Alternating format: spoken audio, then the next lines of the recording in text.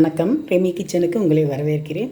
இன்றைக்கி காரசாரமாக சேப்பக்கிழங்கு வறுவல் எப்படி பண்ணுறதுன்னு பார்க்கலாம். ஒரு 1/4 கிலோ சேப்பக்கிழங்கு எடுத்துங்க, வேக வச்சுட்டுங்க. ஒரு 5 நிமிஷம் வெந்தால் போதும். நல்லா மண் போக நல்லா கழுகிட்டு அதை நல்லா 5 நிமிஷம் வேக வச்சிங்கன்னா இப்படி தோல் எடுத்துடணும். இப்படி தோல் எடுத்துட்டு இந்த மாதிரி எல்லாத்தையும் உரித்து வச்சுக்கணும். இந்த மாதிரி உரித்து வச்சுட்டு நம்ம கட் பண்ணிக்கணும். கட் பண்ணி பார்க்கலாம். எல்லாத்தையுமே இந்த மாதிரி ரவுண்ட் பீஸாக கட் பண்ணிக்கணும். ரொம்ப தடியாகவும் இல்லாமல் ரொம்ப மெலிசாகவும் இல்லாமல் கட் பண்ணிக்கோங்க. அப்போ தான் வேகும்போ வறுக்கும்போ உடையாமல் இருக்கும். இப்படி கட் பண்ணிக்கோங்க. இப்படி சின்ன சின்ன பீஸாக கட் பண்ணி வச்சுக்கணும். நீல வாக்கில் வேணும்னா கூட நீல வாக்கில் கட் பண்ணிங்க, அது உங்கள் இஷ்டம்தான். இந்த மாதிரி ரவுண்டு பீஸாக இப்படி வில்லையாக கட் பண்ணி வச்சுப்போம். ரவுண்டாக கட் பண்ணி வச்சுட்டு நம்ம காரத்துக்கு ஒரு 4 காஞ்ச மிளகா, ஒரு 3 பூண்டு சில்லு, கொஞ்சமாக ஒரு 1/4 ஸ்பூன் ஜீரகம். இதை நம்ம குறைன்னு மிக்சியில் அரைச்சிடணும். அதுக்குள்ளே நம்ம கடாய் சூடாகட்டும். இதை அரைச்சிட்டு பார்க்கலாம். இப்போ நமக்கு கடாய் சூடாகிட்டுருக்கு. இந்த மாதிரி குறைன்னு அரைச்சி வச்சுப்போம். காஞ்ச மிளகா, ஜீரகம், பூண்டு மட்டும்தான். எண்ணெய் விட்டுப்போம். எண்ணெய் கொஞ்சம் நல்லா வேணும் இதுக்கு, ஏன்னா முருகலாக வரணும் இல்லையா, கொஞ்சம் எண்ணெய் விட்டுப்போம்.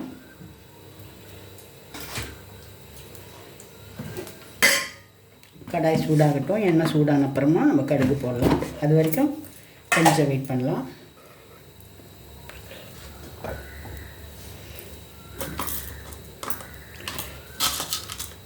கொஞ்சமாக கடுகு போட்டுப்போம்.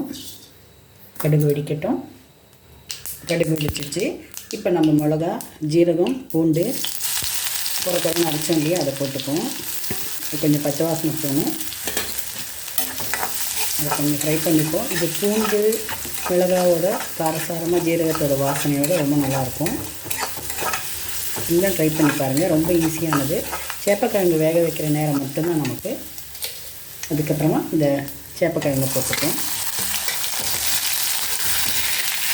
நல்லா கரைச்சிப்போம். அதனுடைய குழப்பெல்லாம் போனதுக்கு நல்லா கரைச்சிப்போம். சேப்பக்கிழங்கு எப்படின்னு கொஞ்சம் வழுவழுஞ்சிப்போம். இப்படி ஃப்ரை பண்ணோன்னா வழுவழுப்பெல்லாம் போயிடும்.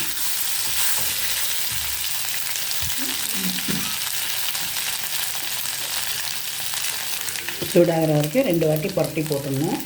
அதுக்கப்புறமா மஞ்சள் பொடியை கொஞ்சம் போட்டுக்கலாம். உப்பு போட்டுக்கலாம். கொஞ்சமாக ப்ளெயின் சில்லி பவுடர் காரத்துக்கு. நம்ம ஏற்கனவே மிளகா போட்டிருக்கோம்.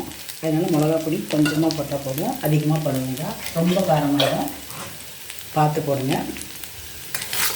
கொஞ்சம் அப்படியே எல்லா இடத்துலையும் அது படுற மாதிரி புரட்டி போடலாம். இது ரொம்ப நல்லாயிருக்கும். தயிர் சாதத்துக்கு, ரசம் சாதத்துக்கு, தக்காளி சாதத்துக்குலாம் ரொம்ப நல்லாயிருக்கும். குழந்தைங்க கூட சாப்பிடுவாங்க, பெரியவங்களுக்கும் ரொம்ப பிடிக்கும். ஏன்னா சேப்பக்கிழங்குக்கு எப்பவுமே ஒரு வழுவழுப்பு தன்மை இருக்கும். அதனால் நிறைய பேர் பிடிக்காது. இப்படி செய்து கொடுத்தீங்கன்னா எல்லோரும் சாப்பிடுவாங்க. லெமன் சாதத்துக்கு, புளி சாதத்துக்கு ரொம்ப நல்லாயிருக்கும். இப்போ கொஞ்சம் எல்லா இடத்துலையும் அந்த மிளகா பொடி பிடிக்கணும். அதுக்கு நம்ம பரட்டி போடணும். கொஞ்சம் மிளகா பொடி போதும், ஏன்னா மிளகா போட்டிருக்கோம். அதிகமாக மிளகா பொடி போட்டிங்கன்னா ரொம்ப காரமாகிடும், சாப்பிட முடியாது. அப்புறம் காரம் நல்லா பிடிக்கிறவங்க போட்டுங்க, கொஞ்சம் காரம் அதிகமாக கூட போட்டுங்க. கொஞ்சம் சூடாகட்டும்.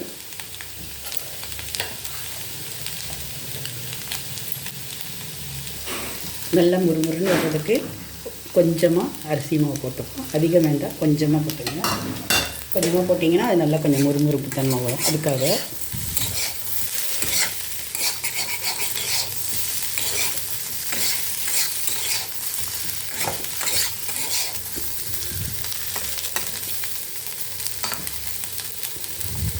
புரட்டி போட்டுகிட்டே இருக்கணும், இல்லைன்னா கரிஞ்சிடும்.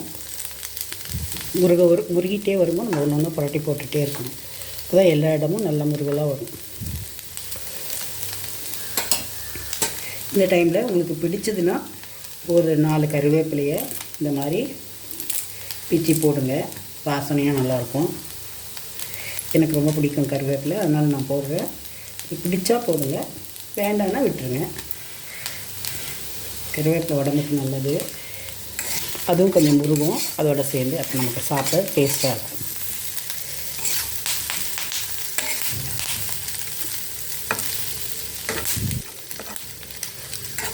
கொஞ்சம் அப்படியே ஃப்ரை ஆகட்டும். கல்லோட சூடுலேயே கடாயோட சூடுலேயே அப்படியே கொஞ்சம் இந்த மசாலாலாம் பிடிச்சி முருகலாக வரும். அது வரைக்கும் வெயிட் பண்ணுவோம். இப்போ நமக்கு டேஸ்டியான சேப்பக்கிழங்கு வறுவல் ரெடி ஆகிடுச்சு. நம்ம இதை வேறு பவுலுக்கு மாற்றிப்போம். நல்ல காரசாரமாக இருக்கும், சாப்பிட ரொம்ப டேஸ்ட்டாக இருக்கும். தயிர் சாதம், ரசம் சாதம், சாம்பார் சாதம், லெமன் சாதம், புளி சாதத்துக்கு ரொம்ப நல்லாயிருக்கும். ஏன்னா இது சேப்பக்கிழங்கு வழுவழுப்பு தன்மை இல்லாமல் இருக்குமோ நம்ம சாப்பிட ரொம்ப நல்லாயிருக்கும். ஸ்டவ் ஆஃப் பண்ணிடலாம். இப்போது டேஸ்டியான சேப்பக்கிழங்கு வறுவல் நமக்கு ரெடி ஆகிடுச்சு. எப்படி பாருங்கள், சில்லு சில்லாக இருக்குது. இதே மாதிரி எல்லோரும் ட்ரை பண்ணி பாருங்கள். ரெமி கிச்சன் எல்லோரும் சப்ஸ்கிரைப் பண்ணுங்கள், லைக் பண்ணுங்கள், ஷேர் பண்ணுங்கள். தேங்க்யூ.